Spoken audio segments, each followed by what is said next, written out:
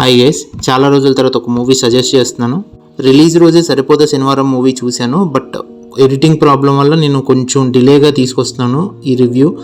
So సరిపోదా శనివారం గురించి మాట్లాడుకుందాం, కానీ ఇది పూర్తిగా నా ఒపీనియన్ మాత్రమే.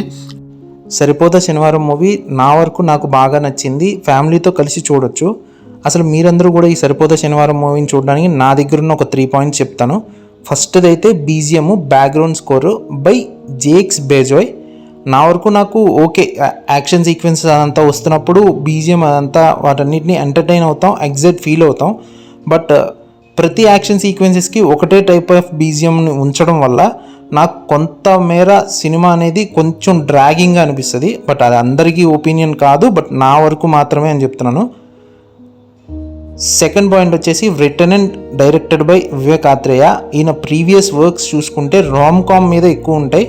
వాటిల్లోనే సోషలిస్టిక్ తాలూకు కొన్ని ఆలోచనలు కానీ, రియాలిటీలో ఉన్న కెరీర్ పార్ట్స్ని కానీ ఆయన కొంచెం వరకు ఎంతో కొంత డైలాగ్స్ రూపంలోనో సీన్స్ రూపంలోనో పెడుతూ వస్తూ ఉంటారు. ఈ సరిపోదా శనివారం అనేది ఆయన ప్రీవియస్ మూవీకి ఈ మూవీకి పూర్తిగా జోన్రా బెండింగ్ అనమాట. ఆ మూవీ వర్క్ ఈ మూవీ వర్క్ పూర్తిగా వేరు.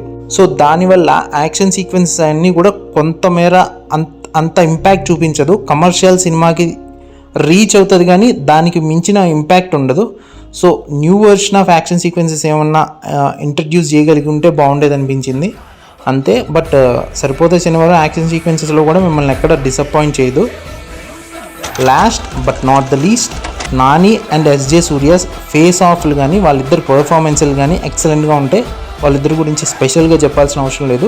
మీ అందరికీ ఈ సరిపోతే శనివారం మూవీ ఎంటర్టైన్ చేస్తుంది, ఎగ్జైట్ చేస్తుంది, కొన్ని చోట్ల థ్రిల్ చేస్తుంది. థియేటర్లో ఉన్నంతసేపు మిమ్మల్ని డిసప్పాయింట్ అయితే చెయ్యదు.